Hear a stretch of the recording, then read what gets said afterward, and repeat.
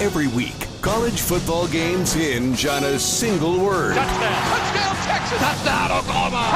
Touchdown. Touchdown. Touchdown, Wisconsin. Touchdown. Touchdown. Touchdown. Touchdown, Stanford. Touchdown. Touchdown, Alabama. Touchdown, Notre Dame. Touchdown. Wow. This is Touchdown Radio. Here's Gino Torretta and Taylor Zarzour. Man, we had an incredible week 5, and now we're getting ready for a week 6. The schedule's a little light this week compared to last week, but Gino, first we have to pick up the pieces from week 5. You saw an incredible atmosphere in Oxford, Mississippi. That's one of the places to talk about. Those games at night were extraordinary, both going down to the wire in Athens, Georgia, and in State College, Pennsylvania. Man, I love college football. It really delivered for us last week. Well, there's no question. It was funny because, looking at the games this week, I kind of thought the same thing. I'm like, you know what? But on lighter weeks, it seems like the sport delivers even more excitement and more shock. I think, one of the other games, mentioned the Florida State where Virginia just pounded FSU on the ground. And, everybody talks about the ACC officials. Oh, isn't this great? We get to, go into the review booth and listen to what they're saying. How about the ACC officials knowing in double overtime, you got to go for 2? There's no way that's not a delay game against Virginia by, and I know this, if I was Norvell, I'd be pissed at the end of that game that wasn't a delay game, because it for sure was. Yeah, there's some head-scratching things that happen in Charlottesville. That is, I have never seen a collection of human beings, all students, I think, run onto the field that quickly. That was wild. Yeah, on top of the receiver and defensive back that just went for the ball in front of him. And you mentioned the one night game. I might not want. I want whatever Dan Lanning's on after 4 minutes. Are you sure? 4 hours. Well, that's why I said I'm not sure I want that. But wow. Man, yeah, he was. He had some energy, that's for sure. What a game that was in State College. The Ducks are for real. Everybody looked at last year's Oregon team as a national championship contender. I'm not sure they were really looking at this one, but this one has every chance to advance deep in the college football playoffs. I have no problem with Kirby Smart going for it on that 4th and 1. I know it comes down to one decision in a game that everybody scrutinizes. I don't know that I like Cash Jones a lot. I've called a lot of Georgia games. He's a good protector. I don't know that I would have given him the ball in that situation. And I think some other players could have maybe gotten out of that tackle and stayed upright. And who knows, Dogs could have scored a touchdown and taken the lead. I do like them going for it there. I don't have a problem with that, Gino.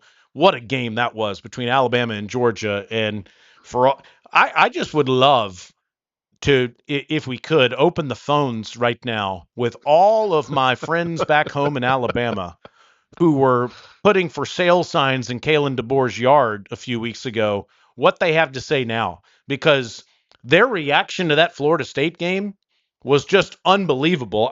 It is actually believable, but I'd like to know if they're apologizing or if they're taking responsibility for what they said, a few weeks ago after Alabama just went into Athens on a Saturday night and beat the Georgia Bulldogs. Have you ever met a fan base apologize? I mean, Never. We had a fan base in another sport in golf this past weekend that should be sending out apologies too for some of those antics. I've done enough golf talk this week, I'm out. Okay, but the one thing that with football, whatever level, Georgia has that play designed perfectly. When they ran it, I was like, wow, they got it. This might be touchdown. And Alabama, one player makes a play. And that's just the difference. It's like, wow, you have a play designed perfectly to accomplish your goal and maybe even score. And, the other team just makes a play. That was just a great play, and then regarding Alabama, Simpson's getting better. He's getting more calm. And to be 13 of 19 on third down against Alabama. Like that to me was like the most amazing stat of the game where the defense couldn't get Alabama offense off the field. I mean, when you convert that many third downs, you're gonna win the majority, if not all, those games. LT Overton, of course, in the backfield there on that play for the Crimson Tide, number 22 in your program. Unbelievable atmosphere there. And of course, College Game Day is going to T-Town this week as Diego Pavia and the Vanderbilt Commodores come to Tuscaloosa for a game in the mid-afternoon. Speaking of the mid-afternoon SEC game this past week, Gino, how about the Ole Miss Rebels beating the LSU Tigers? I just love it there. I think that's one of the most underrated games in college football is the LSU Ole Miss rivalry. It goes down to the wire, it seems, every year. Those two teams hate each other, been playing each other for years, and they seem to always have an epic finish. Yeah, it was a great environment. Obviously, the Grove delivers, every single home game. But in looking at the game and as I'm preparing, I'm like, wait a sec. LSU lost four starting offensive linemen from a year ago, including the fourth pick of the NFL draft, a third rounder, a fifth rounder. And I'm like, why is everybody wondering why they're struggling? Mm-hmm. I mean, to replace that kind of talent up front, and it shows their offense gets in no kind of rhythm at all. They can't run the ball. I mean, LSU was resigned to the fact of running jet sweeps and moving in motion a receiver in the backfield and handing him the ball because Durham was out. When was the last time we saw LSU without even a running back that they can hand off and just kind of get 2 or 3 yards? But their offensive line, I don't think their woes are over. With their lack of production offensively. And I told you this after Chambliss performed against Arkansas, and I saw him firsthand. Simmons is Wally pipped. He will be sitting on the bench, and Chambliss will be the starting quarterback in Oxford the rest of the season. The kid produces every game. It doesn't matter if it's the runner or thrower. Started off kind of slow, but he is the real deal. Well, they have the week off this week. Ole Miss does, ranked 4th in the AP poll now. They play next week against Washington State, and you can watch that on SEC Network, by the way. Shameless plug. Gino, who's the best team you've seen through the first month of the season? Now that September is over.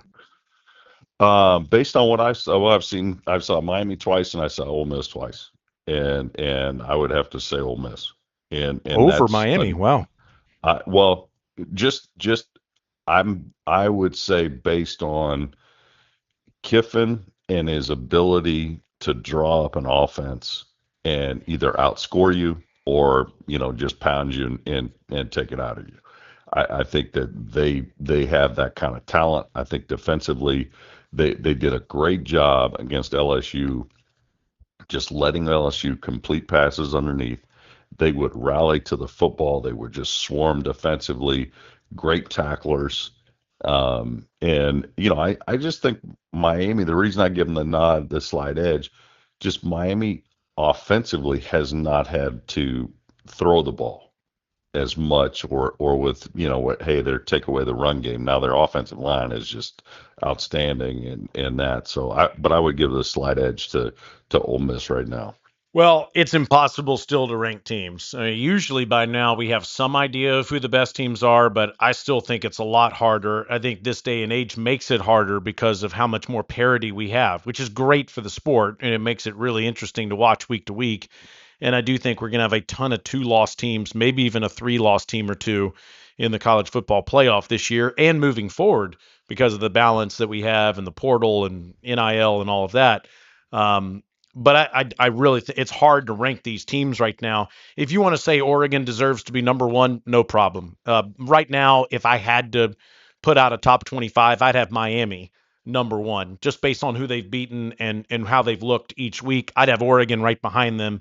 Ohio State, Ole Miss, they'd be in there. Then after that, it's anybody's guess to how you would rank these teams. I'll tell you one thing I wouldn't have.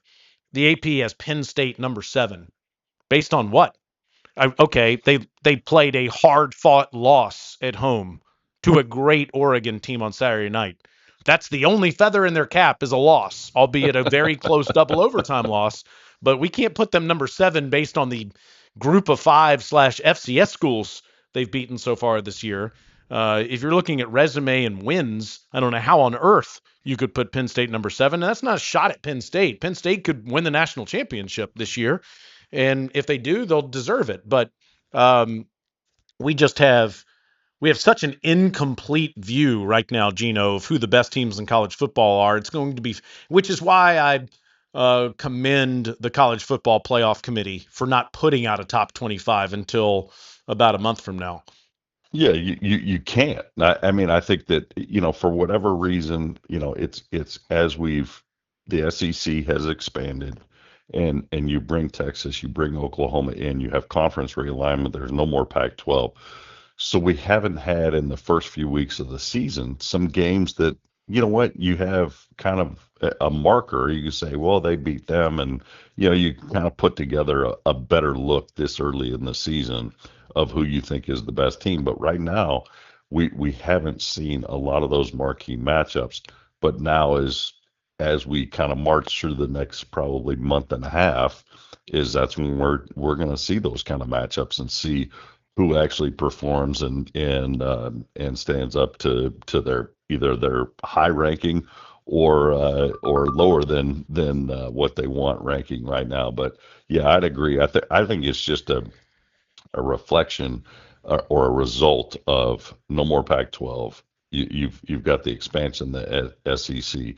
So some of the games that we've traditionally seen in the the out of conference schedule, we haven't seen so far. It's like everybody's getting these games that they have to pay the opponent to come to town, and they mop the floor with them. They've gotten those out of the way. Now we're going to get into conference play, and listen, the transfer portal. This is a result, because either you're not going to stay down or you're not going to be able to do what Saban did at Alabama and stockpile players, because guys, if they feel they're good enough to play, they're going to transfer, and somebody's going to give them some money. Yeah, and no question. I mean, that's where it's such a fluid environment now of what does our top 25 look like, and you don't know. Well, you said Saban. I mean, one of his best disciples, of course, would be Kirby Smart, and Georgia is the most recent example of what you just described, winning those back-to-back national championships in 2021 and 2022. And they did it the same way that Alabama did it, by building all that depth, especially on defense. They don't have that anymore. All those backup Georgia football players are now starting somewhere else. So you're right. It's a new day and age. And what you said about conference play is really intriguing to me. One thing to mention here, the Texas Longhorns are 3-1 on the season, and we are entering week 6. This is week 6 of the college football season. Texas is playing its first conference game this Saturday at the Florida Gators in Gainesville. They're starting conference play in October. And a lot of question marks about that team. Right. But the point is that, I mean, we are in week 6 and they're playing their first conference game, which is kind of crazy, but it gives you an idea of just how incomplete the season is. Now, but buckle up, Buttercup, because this is why the next 6 weeks are going to be just madness in college football. Madness in your picks last week. Rough week for you. We had 5 differences, and I won all 5 of them. Oh my goodness! You cannot pick Notre Dame. You should have picked Notre Dame. Arkansas lost, and Sam Pittman is no longer the coach of the Razorbacks. You picked you know what? Actually, I need to redo this because I'm off here on one of these. I don't know why, but I gave myself a win for LSU and you a loss for Ole Miss. You picked Ole Miss. I picked. Okay, so you won that one. I picked A&M. You picked Auburn. That's a win for me there. I picked Oregon. I'm gonna have to call Arthur Anderson or Deloitte or somebody to check your accounting numbers. Yeah, I would not want that to happen because I'd be in trouble. I picked Oregon. You picked Penn State. We both lost with Georgia. I picked BYU. You picked Colorado, and we both lost with lost with USC in the early game at the Fighting Illini. So the Trojans dropped their first game of the season. Coming up next, we'll talk more about the coaching changes in college football and what's ahead here as we get into October. A lot of good matchups this week that need our attention, and we will talk about it on Touchdown Radio Tailgate. I want you to know before we go any further that we had Deloitte come in and audit the picks each week. And after another review of these picks, Gino went 4-6 last week. I went 7-3. So my lead is only 2 games over you on the entire season. And I apologize for miscalculating there in the first segment. So we'll make some picks coming up in just a little bit. Gino, we have had a number of changes so far in the coaching season, which is interesting. And I'm wondering if this is the way it's going to be now moving forward. We've had 4 power programs change coaches in the first month of the season. Brent Pry fired at Virginia Tech. Deshaun Foster at UCLA. You're about to watch the Bruins this weekend. Mike Gundy, no longer the coach at Oklahoma State. And now Sam Pittman is out at Arkansas. I don't believe Bobby Petrino will be riding a motorcycle to Knoxville, Tennessee next week, but he is the coach again of the Razorbacks. What do you make of these quick changes that have been made at 4 different programs in the first month? Well, I think there's obviously a lot of pressure on all the coaches everywhere to perform and to win football games. I think the question I always have, okay, if you feel you need to make a change, where is the change going to take you? And I think if you have a good idea of where that change is going to take you, then make the change. I don't know if it does anything to fire a coach this early. I think the one thing that I've noticed with Petrino, with UCLA's and Foster's firing, you have a new head coach that comes in or that's on the staff. And then Petrino, I believe, fired the defensive coordinator, another defensive assistant. The new head coach at UCLA, he just fired Tino Sunseri, who just got there in January, I believe, before the spring as the offensive coordinator. I don't know. I guess you're moving graduate assistants into major roles. That's kind of a head scratcher because you only get so many assistant coaches. And, it seems like the new head coach that's on the staff is coming in and even firing more assistant coaches. So, we'll see. I don't think it's any of those schools that are making a change. They're not going to turn around their season this season. And I'm kind of curious of how, the agents of the next coaching staffs are going to manage this process of trying to get their guy into some good jobs. I would say. I mean, I think UCLA is a great job. I think Arkansas is a great job. I think Virginia Tech's probably a little bit harder to win than most places. But I think that if you do win at Virginia Tech, you start to win, they get behind you. So but is the reason they're doing this so they can get a head start on the coaching search? And so they can continue to raise money for the future of the program. I'm just curious why the changes are now. I think that there are probably differing reasons at each place, but I think there are all external factors that probably have nothing to do with where the football facility, but it's somebody outside of the football facility that probably has, money that's either invested or trying to be or not invested in the program because of the leadership they see or the leadership they want to see. And is it always a good decision to make a change based on that?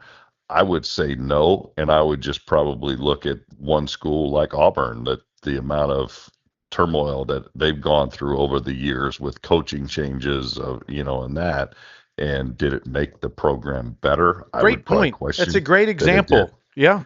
And you know what? If Hugh Freeze has dropped 2 games in a row, the offense is sputtering. If they lose 3 or 4 in a row, are they going to do the same thing again? And they should, to your point, they should look at how they've botched things the last 5, 10, 15 years and making these rash decisions if it's made their program better. And we all know the answer. It hasn't. And I'd ask you this, because you've been around Florida's program. If Texas beats Florida this weekend and the Gators are 1-4 to start the season, Billy Napier going to be a coach this time next week?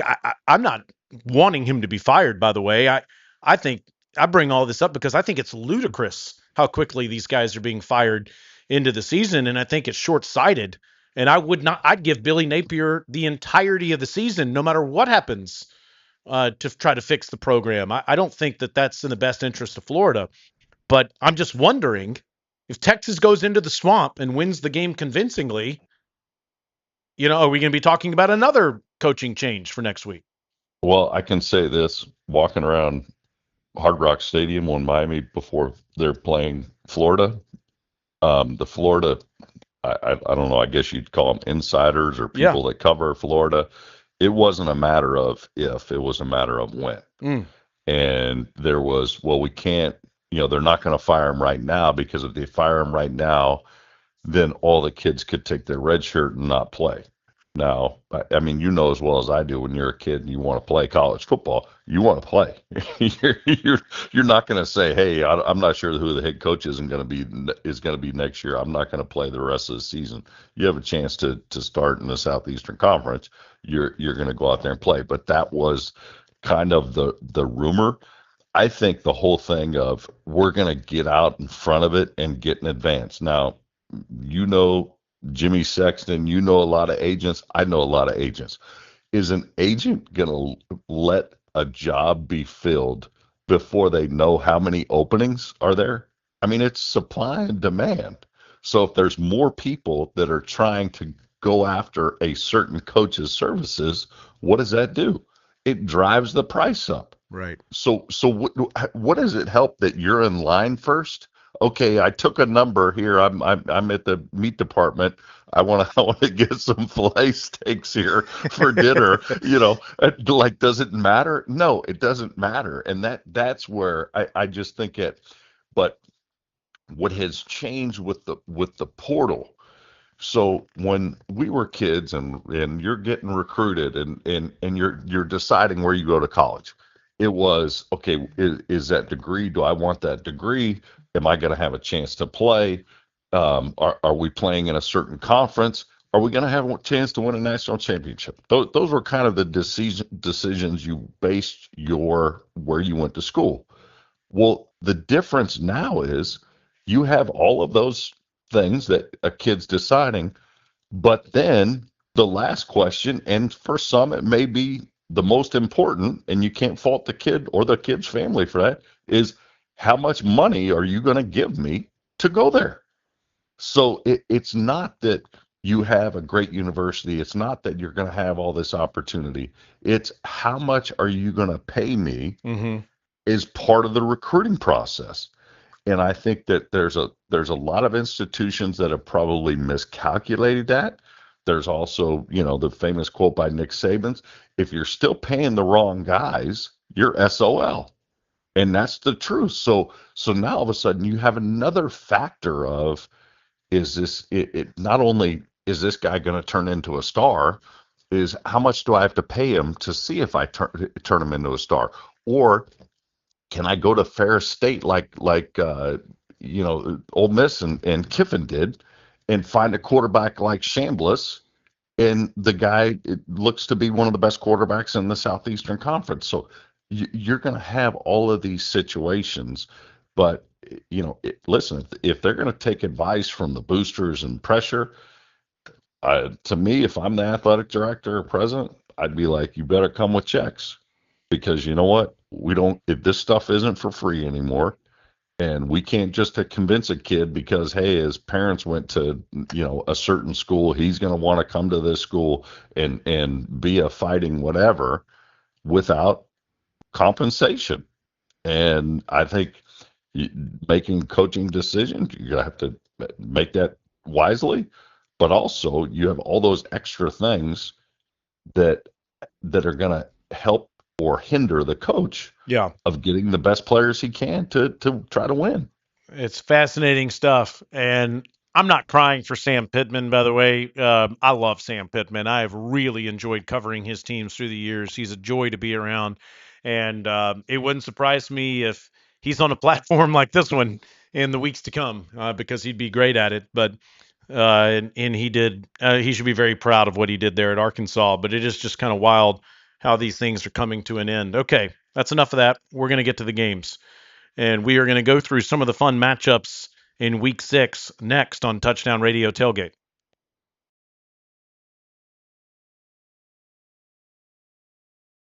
There are 8 teams in the top 25 that have the week off this week, so we'll get to the matchups of teams that are playing our best 10 games ahead here on the show here in just a little while. A few I want to reference that aren't going to be picked this week. 3-1 Michigan State is at 3-1 Nebraska. These are 2 quality teams in the Big Ten. I'm not saying because his job's in jeopardy. I'm just saying because if they want to take the next step, as Matt Rule has suggested, Matt Rule better win this game, Gino, on Saturday. That is true, I think they've been close. But what is the stat? They're 0 in their last 20. Nebraska is against ranked opponents. It's just shocking to when you look back at the history of Nebraska and to have something like that. But I think Coach Rule's done a good job where he's been with what he's been dealt. I think that but Michigan State, think about how far they had fallen to bouncing back. I mean, there's a program where you would have said they were DOA, a year ago, maybe a year and a half ago. They were just in constant turmoil with the Tucker firing and that. And, they've turned it around. And, and so it's very interesting of how, I guess, what was it, Vinny Microwave Johnson? You can microwave and have a good team pretty quickly now in today's college environment. 4-0 UNLV is at Wyoming on Saturday night. Dan Mullen and the Rebels off to a good start. You know where I'm going with this. If they win 10-plus games, where's Dan Mullen coaching next year? Well, he's not going back to Florida. Napier's not there. I can tell you that much. Yeah. But, listen, these guys don't, they don't forget football. That's the one thing that I would like to say. Whether any of these guys get fired, they know football. They're good football coaches. But again, you just have to go back to the quote. It's the Jimmies and the Joes. It's the guys that you trot out there in between the white lines. And are they the best 11 we got? And they are a good 11 that mesh together and become a great team.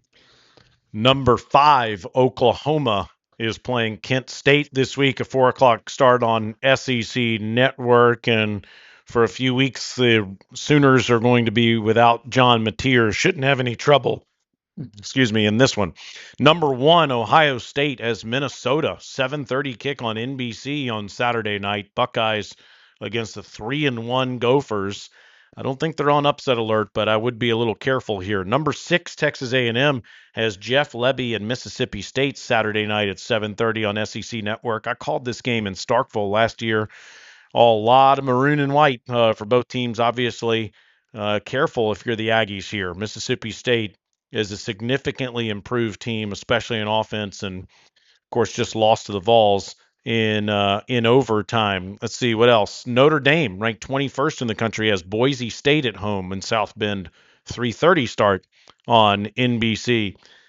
Gino, Boise. Now I realize Notre Dame's season is totally over if they lose this game, but if Boise State wins the game, we could see a path to the playoff for Boise State. I mean, that's the kind of win a potential Group of 5 champion needs if they're going to be selected in the playoff. Well, there's no question, and it would put them, right back in the mix. And then Notre Dame is, like you said, their backs against the wall. But they got them at home. It's obviously a very tough place to play in Notre Dame. I think Carr is one of the best young quarterbacks in college now, and he seems to continue to get better. But yeah, interesting dynamic where you have the thought that if Boise State wins, they're in it, and Notre Dame is basically, okay, this is it. This is our season. Every game is a playoff game for them the rest of the season. Number 20 Michigan hosts 2-2 Wisconsin. 12 o'clock kick on Fox. Wolverines look pretty strong to start the year. I'd look. Luke Fickell's not in any trouble at Wisconsin here, Gino, but my one of my favorite Torrettas, Aria Torretta. I'm wondering what they're thinking in Madison about the 2-2 Badgers right now. Well, you say he's not at risk.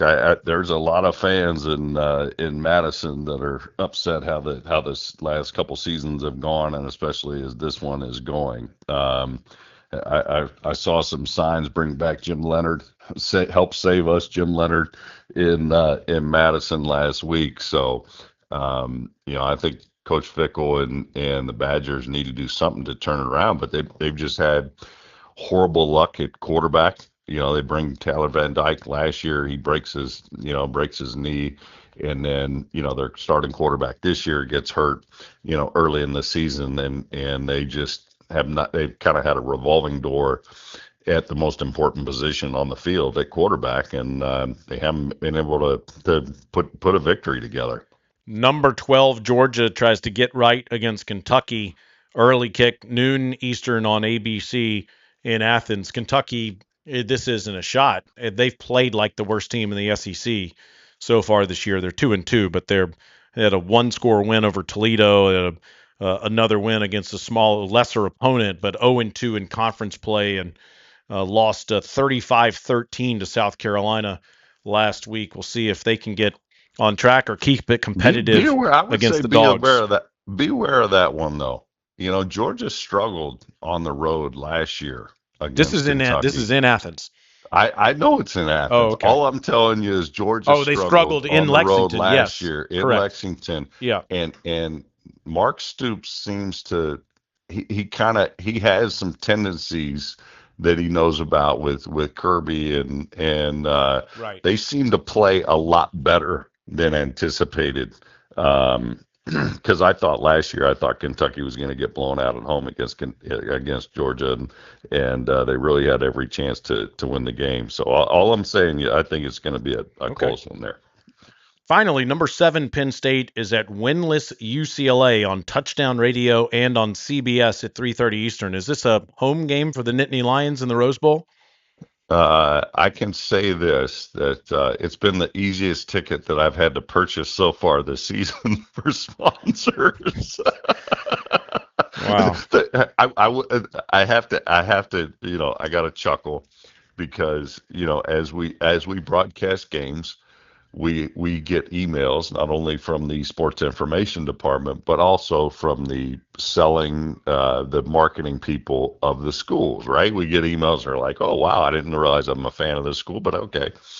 Well, I get an email from UCLA. We're going to blue out the Rose Bowl this Saturday. And I thought, I'm like, okay, UCLA is baby blue and gold. Mm-hmm.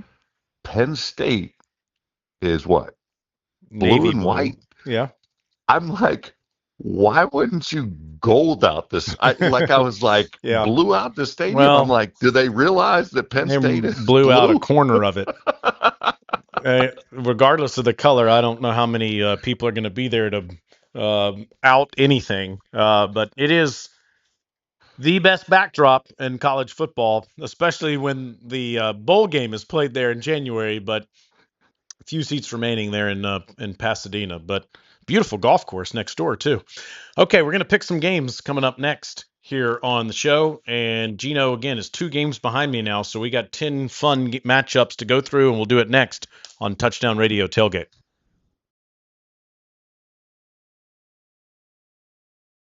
Let's go through these matchups now in week 6 of the college football season and make some picks. Number 14, Iowa State is at Cincinnati, the Bearcats.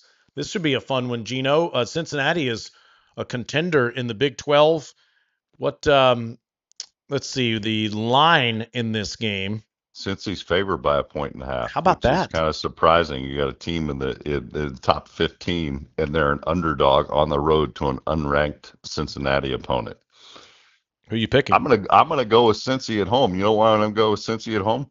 Because Iowa State lost both of their starting corners last week to injuries, and it's like, oh boy. So I know the lack of depth across college football, and I'm just gonna say that doesn't bode well for Iowa State. I'll take the Clones on the road at Cincinnati as an underdog. 12 o'clock kick on ESPN2. 12 o'clock kick on Big Ten Network. Number 22, Illinois, is at Purdue. The Illini are 9.5-point favorites in this game. I'll take them to win on the road in West Lafayette. Yeah, I'll go Brett Bielema. I think a big win last week against USC, and I think they go take care of business up the road at Purdue. Undefeated Navy, 4-0 on the season, trying to win the Commander-in-Chief's trophy this year. 12 o'clock kick on CBS. They're a 12.5-point favorite against Air Force. Air Force struggling mightily to start the season. Give me Navy in that one.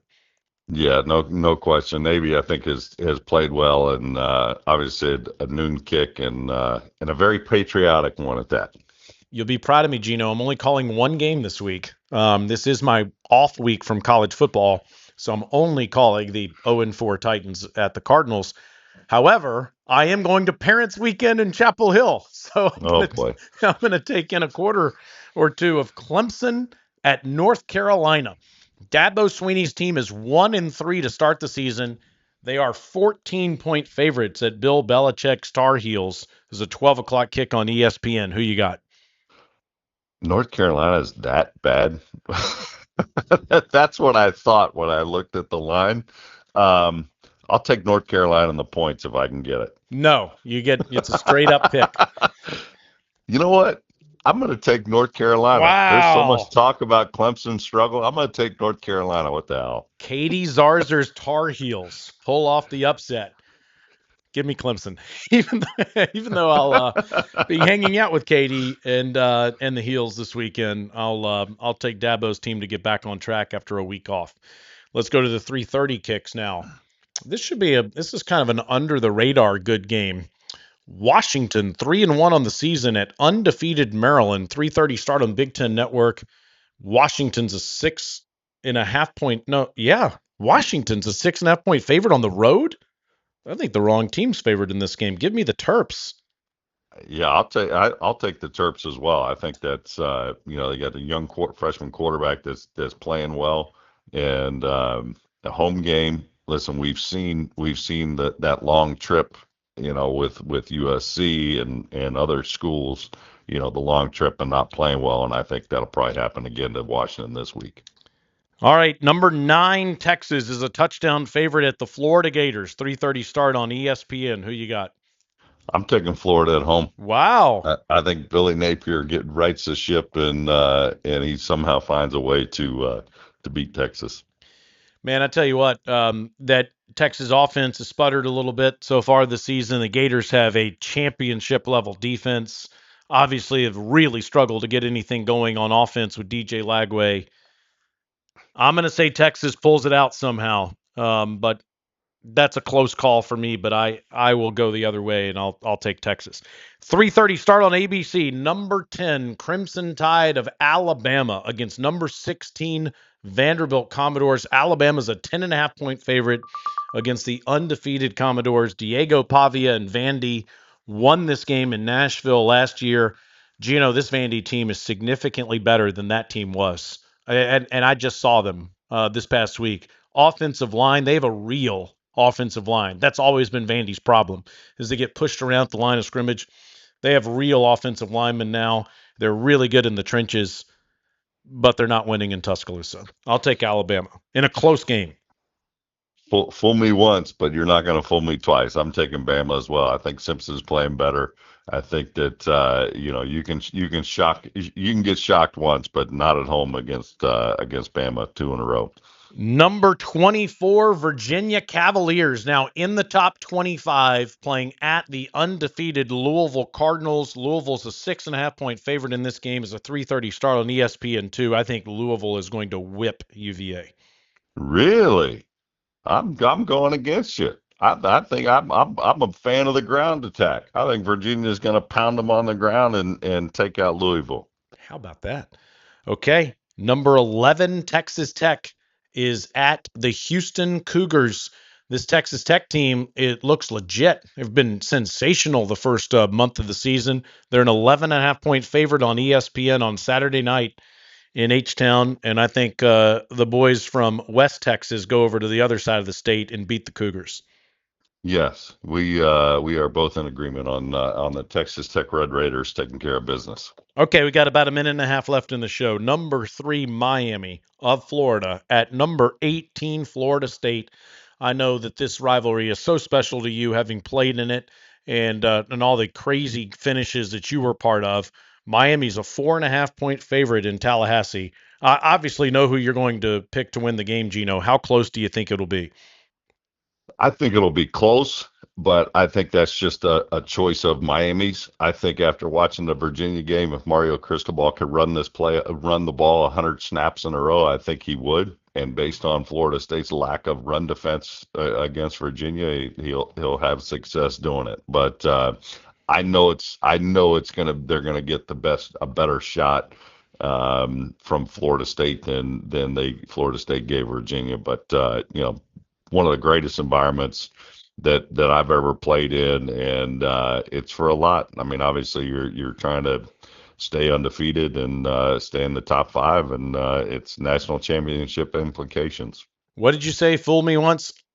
Miami has fooled me so many times on the road. I've picked them so many times on the road, and they've always let me down. Florida State beats Miami on Saturday night in Tallahassee, Florida, a game you and I have called a number of times, and I hope we get to do that again. All right, that's Touchdown Radio Tailgate for week number 6 of the season. We look forward to being back with you in week number 7. Hope you have a great one. Enjoy all these matchups tonight, tomorrow, and on Saturday. For Gino Torretta, I'm Taylor Zarzour. You've been listening to Touchdown Radio Tailgate here on SiriusXM, Channel 84.